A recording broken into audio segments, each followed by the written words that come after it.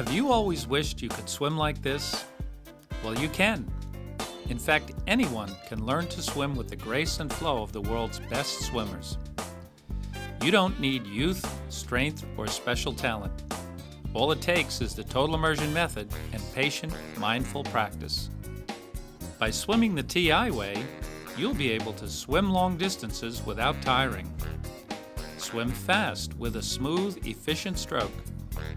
Swim confidently in any body of water and enjoy every stroke you ever take. A total immersion freestyle is easy to recognize. You swim in perfect balance, supported by the water and slipping easily through it. You swim tall, fully extending your body line on each stroke. You stroke with powerful whole body rhythms, your strokes linked to body rotation. You work with the water, always in control and never struggling. Hi, I'm Terry Laughlin, founder and head coach of Total Immersion, and this is Lake Minnewaska. From June to September, I swim here every chance I can.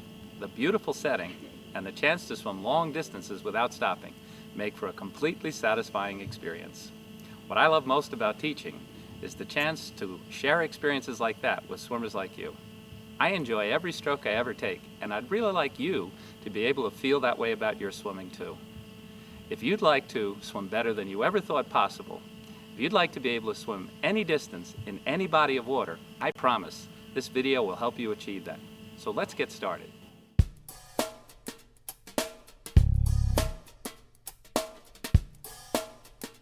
Mastering balance is the key to success in the TI drill sequence. You may find it easier to learn balance with a partner. We call this team learning. In team learning, the head coach provides support and assistance while the swimmer masters the positions and learns to relax.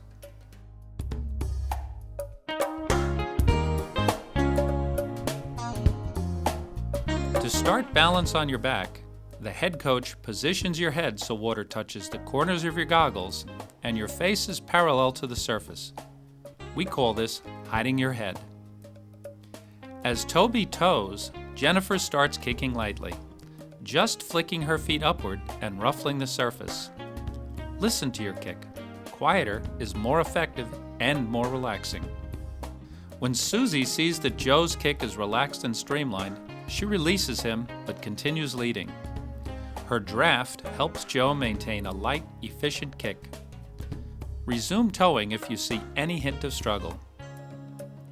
As Toby is towed, she memorizes her head position and the feeling of a long, clean body line to maintain that sensation after release. Practice tow and release repeatedly until you feel the same ease solo you feel while being towed. As you practice solo, focus mainly on keeping calm water at the corners of your goggles and lay back until your hips and legs feel light. Don't worry how far or fast you go. The goal is a kick as gentle and quiet as Catherine shows here.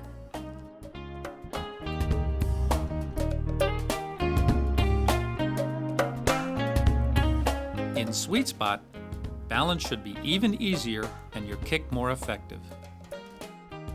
As Joe tows Susie, he makes sure her head is hidden and stable, then helps her rotate barely enough for the knuckles on her right hand to clear the water.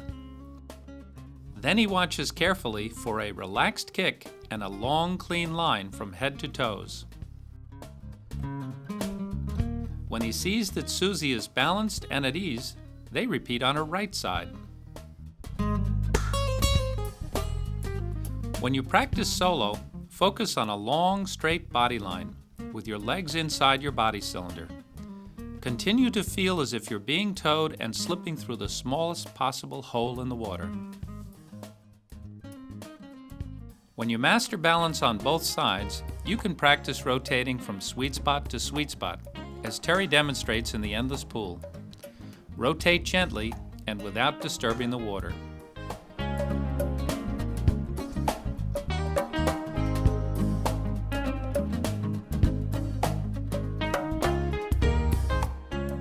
You don't need much of a kick to swim efficiently, but a poor kick can make the drills more of a challenge than they should be.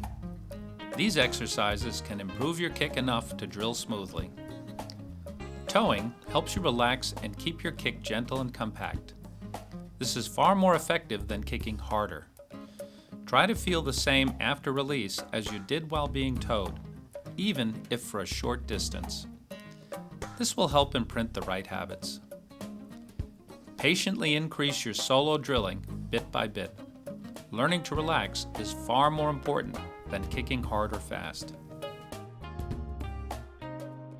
Vertical kicking improves your efficiency by teaching you to kick from the top of your leg, like a pendulum.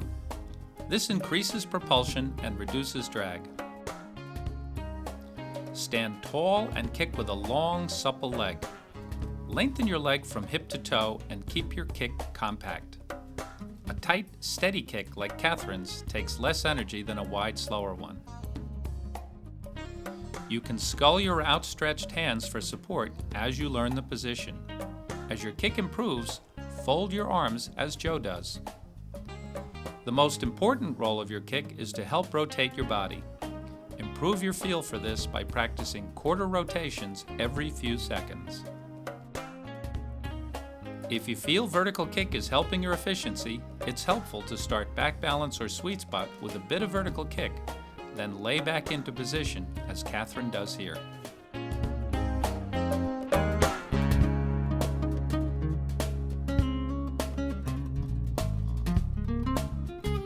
In our next drill, Lengthen Your Vessel, you'll learn that you move faster and more easily with a longer body line.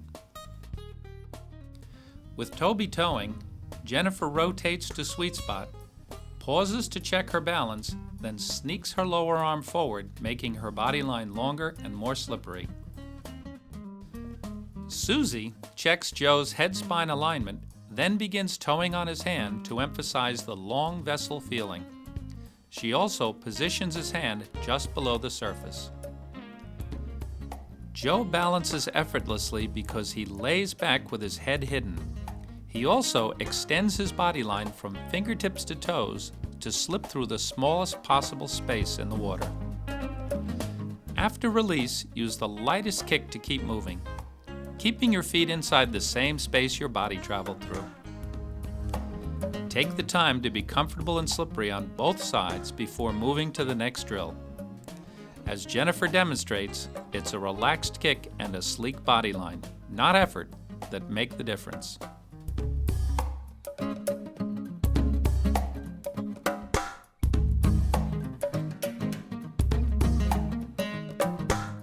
We call this the fish drill because, just as fish do, you'll move through the water in a perfectly balanced, fish-like shape, leading with your head. Fish drill will also teach you to breathe by rolling your whole body to the air. Toby supports Jennifer's feet as she rotates to a nose-down position for the first time. Jennifer remains there a moment to memorize her position, then rolls back up to sweet spot to breathe. Then she returns to the fish position, ready to be launched. After launch, focus on slipping through the smallest space in the water. Roll all the way back to sweet spot to breathe. Then do another full cycle on your own before stopping. On your second try, your partner should check your head position and side balance, as Jennifer does for Toby. This is precisely the same head position you'll use from now on. As Catherine shows in a switch drill,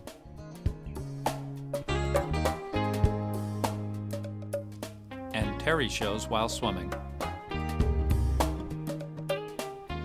Fish drill is the easiest place to learn this essential skill. When you feel balanced and slippery, practice solo. Roll cleanly and easily from nose up to nose down and back again. If you can make this effortless on both sides, you'll breathe more easily on either side while swimming. Once again, focus your practice on the kind of balance and ease that Joe shows here.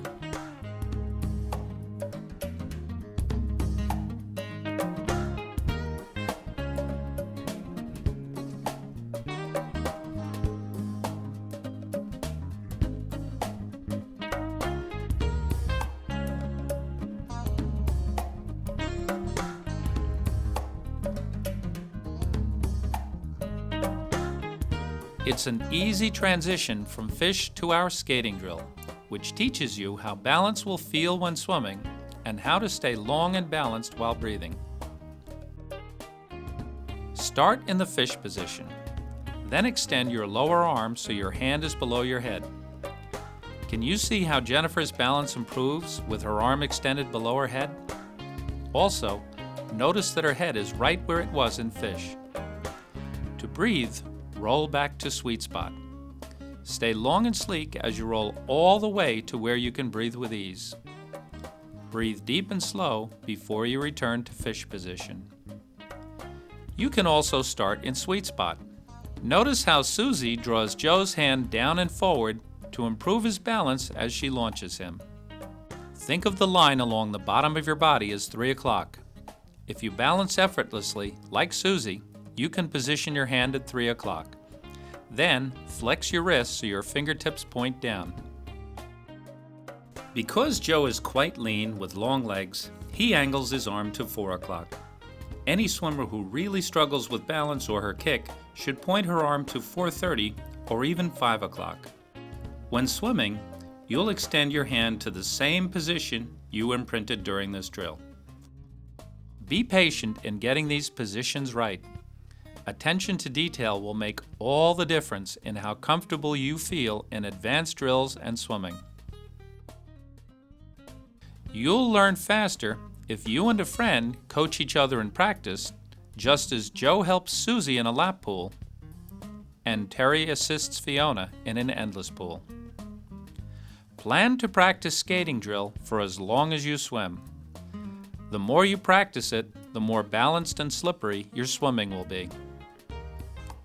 This is a good place to put your skills to the test. Start from balance and skating position, as Catherine does here, then add a few strokes. Maintain your head position, reach your hand to the same spot, and feel the same balance. After 3 or 4 strokes, stand up, catch your breath, and do it again. This will give you a preview of your new stroke.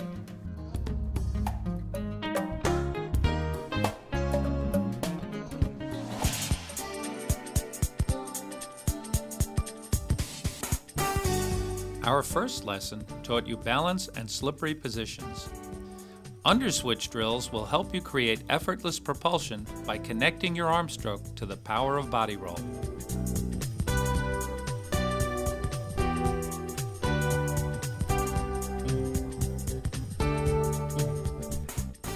This skating variation reinforces balance and slippery positions as it teaches you recovery timing that helps you swim taller.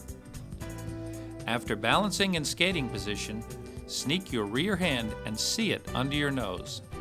You should probably complete 4 or 5 cycles in 25 yards. Here Joe gives a great demonstration in how to slip through the water like an arrow through the air. His skating position is perfect as he looks at his hand. Pause here to check that you're still balanced in skating position, then return your hand to your side. Notice how Jennifer bubbles out from her nose while looking down. She could make her position even better by turning her left palm down and angling her fingertips toward the bottom. From overhead, you can see how Terry rolls back and forth cleanly like a log, how he breathes deeply in sweet spot, and how he stays poised on his side as his hand comes forward. Mastering this will help you imprint timing for underswitch, our next drill.